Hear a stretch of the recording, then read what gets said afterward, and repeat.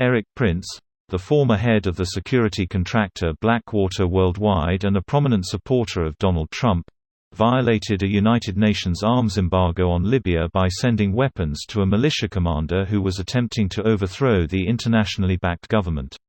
Here's a summary of the article. A confidential UN report obtained by The New York Times and delivered by investigators to the Security Council on Thursday reveals how Mr. Prince deployed a force of foreign mercenaries, armed with attack aircraft, gunboats and cyber warfare capabilities, to eastern Libya at the height of a major battle in 2019. As part of the operation, which the report said cost $80 million, the mercenaries also planned to form a hit squad that could track down and kill selected Libyan commanders. Mr. Prince came under scrutiny from the Trump-Russia inquiry over his meeting with a Russian banker in 2017. Mr. Prince refused to cooperate with the UN inquiry. His lawyer did not respond to questions about the report. The sheer breadth of evidence in the latest UN report, 121 pages of codenames, cover stories, offshore bank accounts and secretive weapons transfers spanning 8 countries—not to mention a brief mention of a Hollywood friend of Mr. Prince—provides a glimpse into the secretive world of international mercenaries. Eastern Libya is now in the hands of Khalifa Hifter, the powerful militia commander whom Mr. Prince agreed to support, according to the report, as the country was racked by fighting in 2019.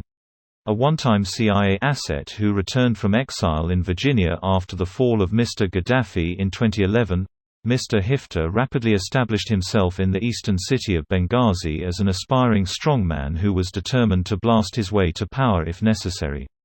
The report said that on a trip to Jordan, Mr. Durant, the friend and former partner of Mr. Prince, used the cover name Gene Reinach, close to Gene Ryak, the cowboy pilot played by Mel Gibson in the movie, Air America, about a CIA airline that smuggled drugs and weapons during the Vietnam War.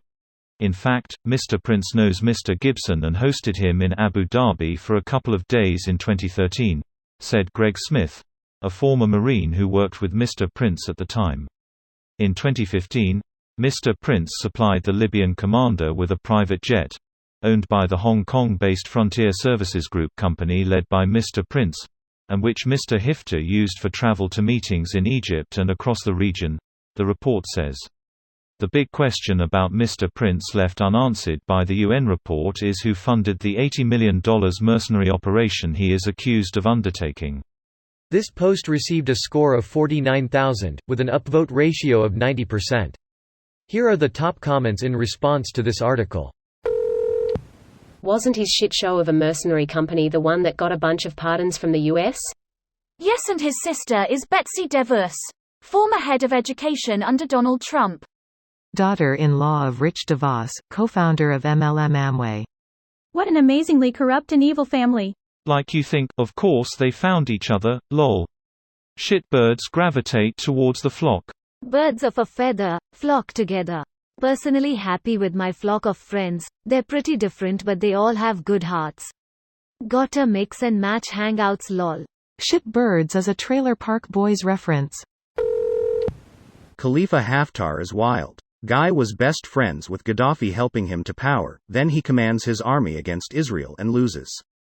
Then Gaddafi declares war on Chad and loses, and Haftar gets captured as a POW but Gaddafi throws him away. He is eventually saved by the CIA where he worked for 10 or 20 years, then out of nowhere in 2011 he is a rebel leader trying to take down Gaddafi. Now he's a warlord who controls the majority of its oil and land area.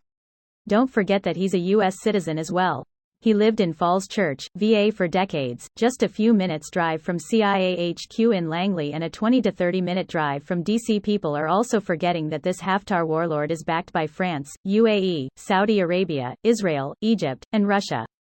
The U.S. officially backs the internationally recognized Libyan government, but it's a shitty secret that they secretly hope Field Marshal Haftar comes to power, because his history has proven to the U.S. that dictatorship are easier to work with than democracies in the Middle East and North Africa. Erik Prince was most likely acting on some level on behalf of the U.S. government. To be fair, 6.1 million people live just a few minutes' drive from CIA HQ. Yeah, but how many of them go on to become Libyan warlords? At least one. Better odds than the lotto. This MFR is as close as it gets to a deep state, and the amount of harm that can be tied back to him is monumental. If this shit takes him down, it will be a great day for humanity. It's all recent too. Blackwater was making $250,000 per year prior to 9/11. The Dollop did an awesome podcast on this guy. Essentially a POS who made mega bucks through a private army in the Iraq War. Given they were a private army, they didn't have to adhere to some laws, and the US Army knew this. Kept using them, so George W. could say with confidence to the people that the Army was acting within the rules. Episode 321 for people asking. This video was automatically created by Reddit to speech. The article and comments in this video were selected from Reddit according to their upvotes, and any paraphrasing was performed by smmry.com, without any human intervention.